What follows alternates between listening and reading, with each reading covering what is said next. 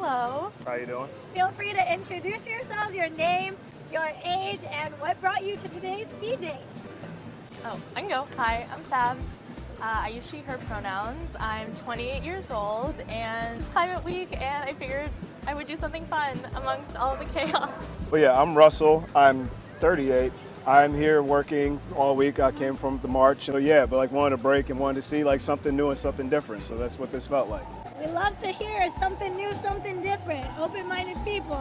What do you think is the most attractive thing someone could do to fight against the climate crisis?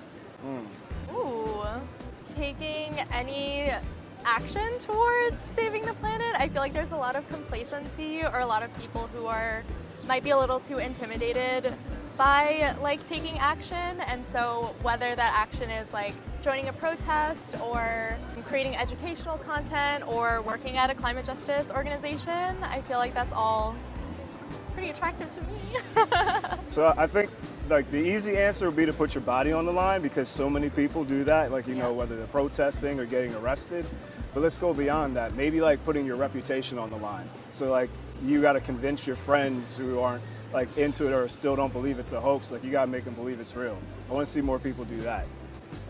Ooh, so we got some truth tellers, we got some movement shakers. I like it. What is a piece of nature you'd really like to see protected or preserved? Good question. Oh, I got this. Coral reefs. I'd love to see coral reefs protected. It's like everyone loves to go to the beach, and it's like if they're not protected, we're going to have rising sea levels, and maybe you'll go to the water, but it won't be fun. When I think about areas that are really unprotected, I am from Houston, so I think about the Gulf of Mexico, which there's a lot of oil spills there, and anytime growing up that I would go to Galveston, which is the beach in like outside of Houston, the water was always green, like a little tinted gray. You would never see your feet ever. So I would love to see more investment in cleaning up the Gulf and reducing the number of just like offshore oil projects. Yeah, I'd love to see that too. Is your diet currently plant-based? No, but there are plants in it. I'm vegan, so.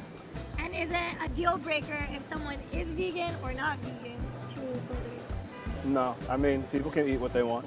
Yeah, I agree. I think as long as somebody's open to like eating vegan food, that's fine with me. I've definitely dated people before who were like really not into vegan food at all. Right. So that was a little How difficult. How are you not into but vegan food? It's just like... That's what I'm saying. Like, yeah, I mean, peanut butter and jelly, chips I can and only guac. eat cows. Like, Right.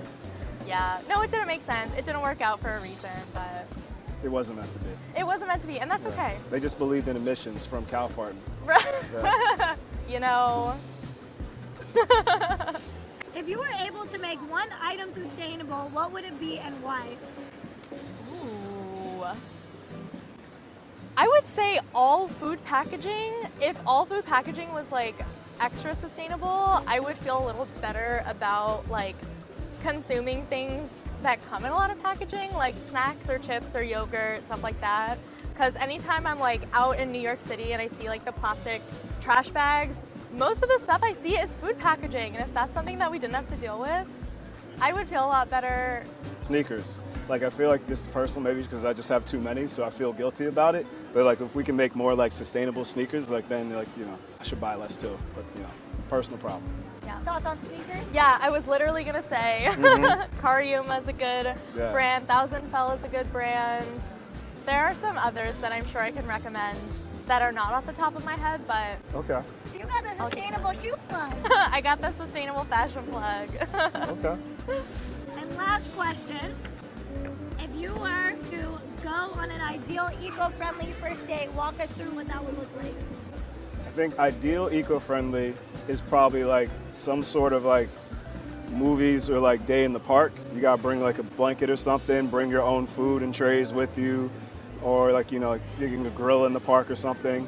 But then like you can also clean up all your stuff, compost it, and like, you know, take the train, the metro back home. I was literally gonna say the same thing. It's just like the It's best so answer. practical, Yeah. and it's like, you know, especially if it's good weather, just like having a little park blanket, a little wine, bringing your reusable glass jars back, and then just people watching. That's my favorite thing. Right. And also just being surrounded by trees. So. That. That's perfect. Sounds like there might be something brewing here. Now, based on y'all's responses, I'm gonna do a countdown of 3, and you're either gonna say yes or no if you would go on a second date with each other. 3, 2, 1. Yeah. I mean, Why not? we've only had like 5 minutes. I So know. if you have to go on This is the another date, fastest it would just speed be date I've ever rude. been Just like, on. all right. And you Yeah. gotta tell me about the sneaker plug. Oh yeah. Yeah. I got you. I got you. Looks like we got another successful match. This is Love and Climate. Catch the next episode.